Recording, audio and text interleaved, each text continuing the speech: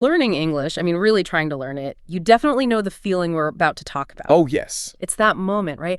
A native speaker asks you a simple question, and poof, everything you studied just gone. Vanishes. Your stomach gets tight, your mouth is suddenly so dry, and your tongue just feels, I don't know, heavy. It's that fear of speaking out loud. And we have to be so clear about this for everyone listening.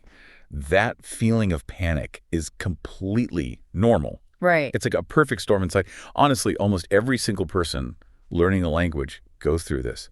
So if that's you, you are not alone. Not at all. But even though it's normal, it's also, I mean, it's the biggest thing standing between you and actually having a conversation, isn't it? It is. It's the bottleneck. Exactly. And you Well, sort of assume that getting over it takes like months of lessons or some huge personality change. yeah. But we found some a really fantastic source material, advice from an English teacher, someone with decades of experience, who says you can start reducing that fear really, really quickly. That's right. The source isn't promising you'll be fluent tomorrow. What it does offer are 8 powerful, almost instant techniques.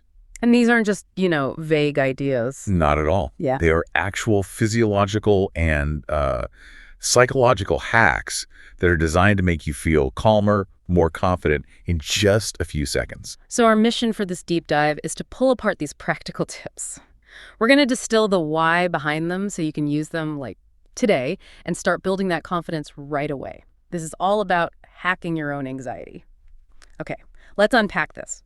First, we have to talk about what's happening in your body when that fear hits and what you can do before you even try to say a single word.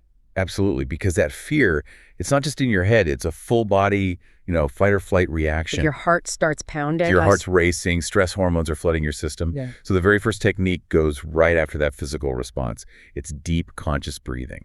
And this isn't just someone telling you to take a breath. Our source material gives a very specific, actionable formula. It does. When you feel that panic start, you breathe in slowly through your nose for 4 seconds, you hold it for 4, and then you breathe out slowly for another 4 seconds. And that structure is so important.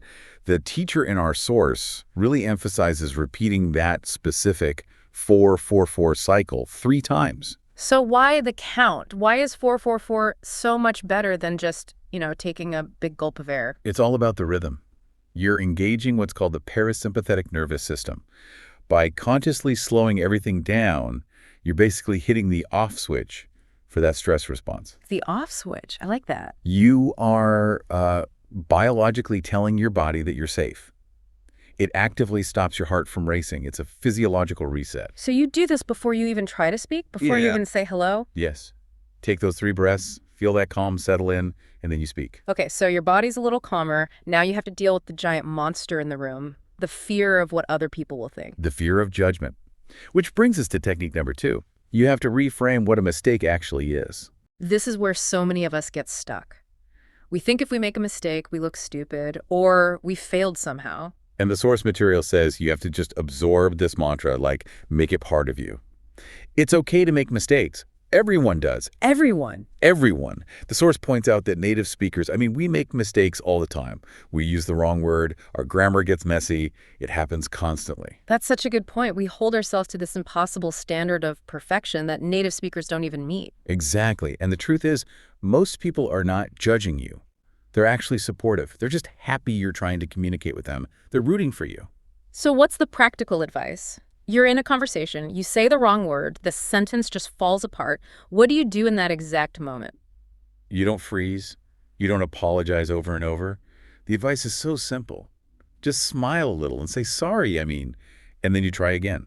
That's it. That's it. Because in that moment, the mistake didn't beat you. No way. You recovered, you smiled, and you kept going. That is a huge, huge win for your confidence.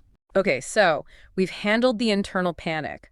Now we need to get comfortable with the actual sound of our own voice speaking English, which can be a bit of a shock at first. It really can. It sounds so foreign, even to your own ears. And that's why technique number 4 is so important. You have to practice alone first. So this is literally just talking to yourself. In a mirror, maybe. In a mirror, walking around the house, whatever works. The reason it's so critical is that because no one is listening, the fear of judgment is 0. Right. No risk. No risk. But you're getting your mouth used to making the sounds and you're getting your ears used to hearing your voice speak English. That familiarity is a massive confidence booster. The teacher we looked at suggested something so simple, just saying, "Good morning, how are you? I'm fine," to yourself every single morning, just to get the engine running. And that leads perfectly into technique 5, which combines two really clever physical actions. Smile and speak slowly. Here's where it gets really interesting. Because this isn't just about attitude, it's about physiology again. Let's start with the smile. Why does forcing a smile actually help? It's another one of these body hacks.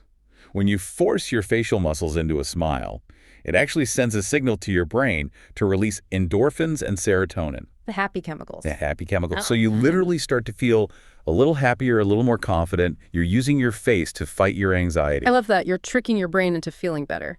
Okay, and the second part of that is to speak slowly. Slower than you think you should. Yes, because panic makes us rush, and rushing makes us make more mistakes, which just creates more panic. It's a terrible cycle. Oh, the feedback loop. Exactly. Speaking slowly breaks the cycle.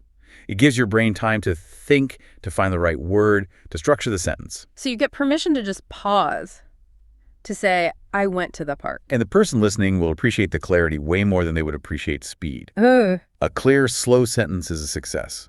A fast, jumbled one isn't. Okay, so we've built up some internal comfort. Now let's talk about taking that first step outside. Technique 3 is all about starting with very simple phrases. This is about setting yourself up for a guaranteed win. You use the easy, common phrases you already know inside and out, the ones you are 100% confident you can say correctly. Why is that so important? Because confidence isn't built from achieving perfection. It's built from a series of small, successful attempts. Ah, so you're building momentum. Precisely. Yeah. If you're in a shop, your goal isn't a long conversation. Your goal is just to successfully say, "How much is this?" That's it. That's the win for the day. That's the win. You used English, you were understood, you succeeded. Your brain logs that, and it wants to do it again. Before we even get to that point, though, we need to prepare our minds. This brings us back to that mind-body connection with technique number 6. Think positive. This one is all about the power of your internal monologue. Your brain is, well, it's surprisingly quick to believe what you tell it. So if you go into it thinking this is going to be a disaster Then your body will tense up, and it probably will be a disaster. But if you actively tell yourself, "I can do this. They will understand me. This will be easy." you're basically programming yourself for success before you even start. You are. You're reframing the whole thing. It's not a scary test. It's just a friendly exchange. That positive thought actually changes your posture, your tone of voice, everything. So your mind is ready. Now you have to choose your moment. Technique 7 is about managing the environment. Specifically, start with one person. This is so critical. Trying to talk in a big group is terrifying for a beginner. The pressure is just too high. All eyes on you. All eyes on you. But one-on-one is so much less scary. So you pick someone low risk, a friendly teacher, a good friend, or even just a stranger. You need to ask a simple question. Like, "Excuse me, where is the bathroom?" Perfect. It's fast, it's simple, it has a clear goal, and it's with just one person. Low stakes, high chance of success. Okay, so we've covered a lot of ground here. Breathing, reframing mistakes, practicing alone. But there's one final step, the one that ties it all together and really makes the fear go away for good. Yes, technique number 8, and it's maybe the most important and the most overlooked. You have to reward yourself after. After any attempt, even a tiny one. After every single attempt. It doesn't matter if you just said thank you or had a 5-minute chat. You must immediately reward that effort. Why is the reward so important? You're building another feedback loop. But this one is positive. When you speak English and then you immediately get a reward, even if it's just you telling yourself, "Good job," or eating a piece of chocolate, Right. your brain forges a new connection.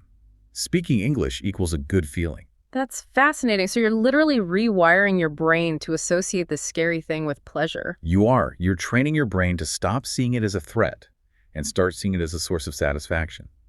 It's an incredibly fast way to reduce that fear. So what does this all mean? We've gone through 8 really practical techniques here. It means that the biggest thing holding you back probably isn't your grammar or your vocabulary, it's the fear.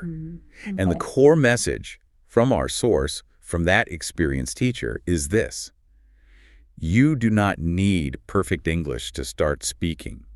The only thing you need is to start. And we really want to say this directly to you, the listener. Mhm. You are so brave for even wanting to do this, for tackling this fear. Don't worry so much about being judged. Because the reality is, most native speakers are not going to judge you. They'll be happy to help. They genuinely, as the source says, love when beginners try. They appreciate the effort. They absolutely do. The real takeaway here, then, is to just do it. These techniques are great, but they don't work if you just think about them. So here's our final thought, our challenge to you. Don't wait. Don't put it off. Make a tiny commitment to yourself right now. Try just one of these techniques today. Maybe combine the breathing with a simple phrase. Technique 1 plus technique 3. Exactly. The more you use them, the more they become a habit, and the faster that fear just melts away. Because the source material ends with the most important question, and we're asking it directly to you. What will you try first?